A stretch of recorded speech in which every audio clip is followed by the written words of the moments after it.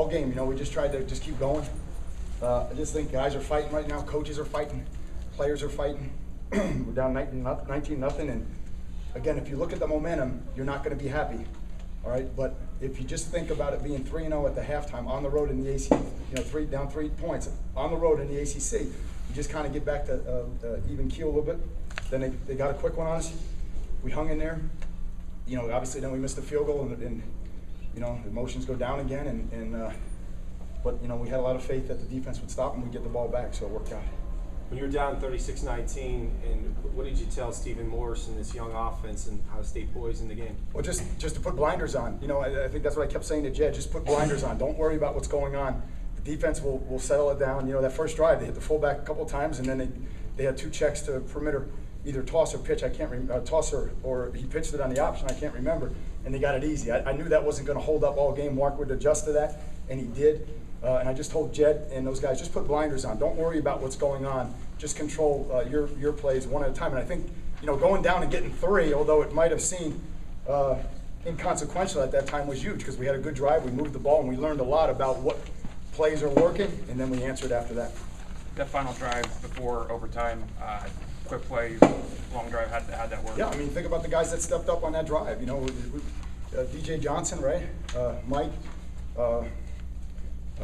Duke, I think Rayshawn, quarterback, had one. So, again, I think a lot of guys stepped up, and clearly we protected really well down the stretch and gave Steven time to just step up and rip it. You know, he wasn't ripping it early in the game. Hit a couple in the dirt on the slants on the perimeter.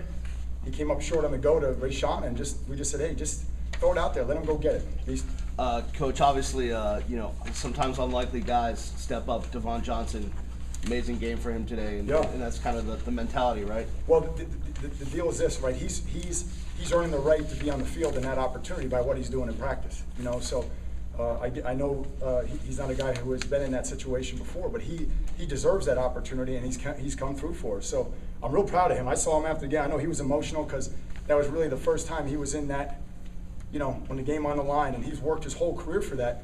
And I know there's some other guys that were in that situation too. I'm proud of them. Eddie Johnson's stop, or I think it was Eddie Johnson on 4th down. Yep. In overtime, we talk about that. Again, I went to Mark and I said, you know, do you want to call a timeout when you see the formation? And he said, I got it. So I knew he had the right call. I think he had a good feeling of what was going to be run, and Eddie played it perfectly. And I got nervous when they measured because it was a long day in that capacity. But the guys down there were telling me it looked like it was going to be short. So. What does it say about this young team? A couple weeks ago to now, I mean, you look at 180 degrees. It's huge. It's huge. And again, the only way you get experience with a young team is you play. And you know, again, I don't know how many other teams in the country have been on the road. Three of the 4, 2 in conference and 1 against the top 15 team. I don't know how many teams have done that. So every mistake we've made has been magnified. Every mistake that we've made as young players has been magnified. And today they just kept running through their mistakes. Everybody just did their job, and they just kept fighting back and clawing back, you know. So I think we really stayed together well this time. What type of adjustments did your defense make after giving up those 36 points? What type of adjustments did you make? Well, we made a couple of. Number one, like I said, the first drive was 4 plays, and I knew that wasn't going to hold up, and I just knew Mark would settle down. Then we had some problems with our special teams. It wasn't. I think we either kicked a field or scored, and then we kicked it off, and they got a good return. We gave them a short field. You can't do that. The punt, we gave them a short field. You can't do that. And then if you really think about it, turnover in the first half, okay, with the interception, okay, and then another short field on punt coverage. Other than that, I thought the defense really played well. They hung in there. It's you got to just the whole game. You just got to keep canceling their assignments, so I think they did a nice job. Mike James, just the day he had today, just kept plugging and got into the end zone.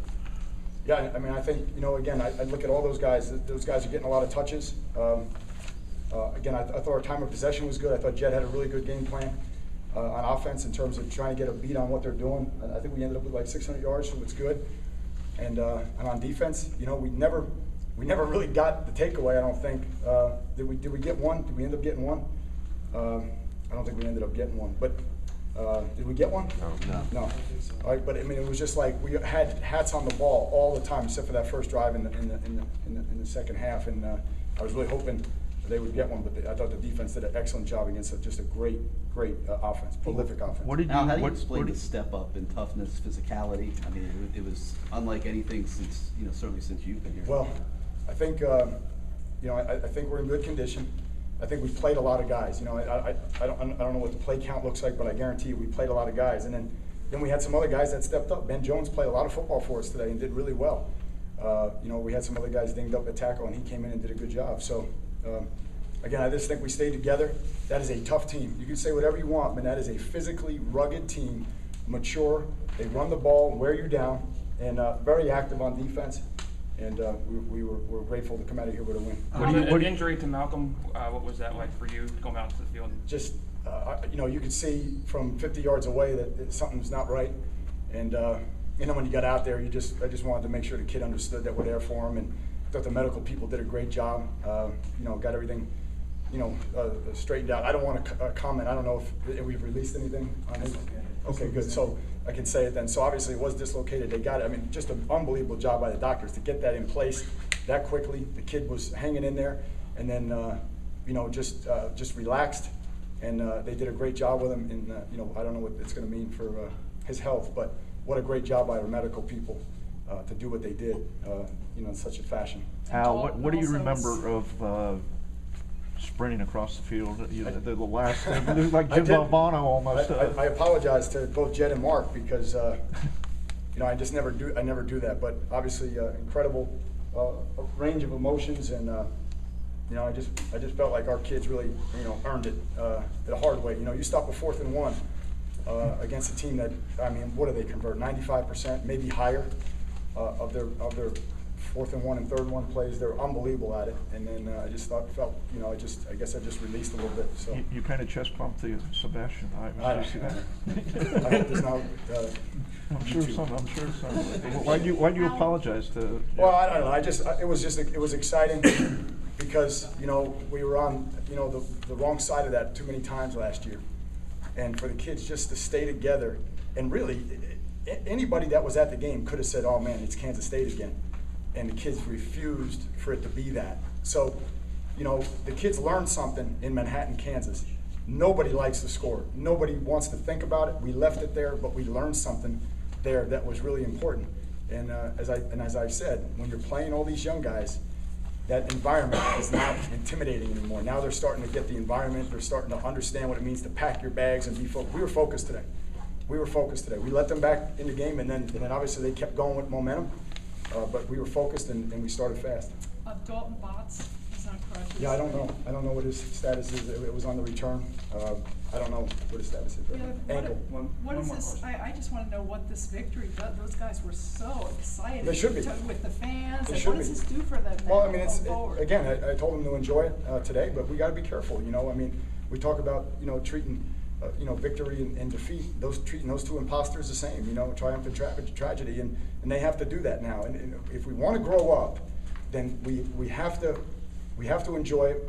And then by the time we come over tomorrow for study hall, whatever we got to do, we got to let it go and we got to move on. We got a great Wolfpack team coming in here, our home. I hope this does something for our fans at home. I hope they understand that these kids are going to fight, and a lot of kids, not just the young guys, but a lot of guys stepped up for the first time and played significantly and did well for us. Thank you guys. Thanks, guys. We got coordinator players.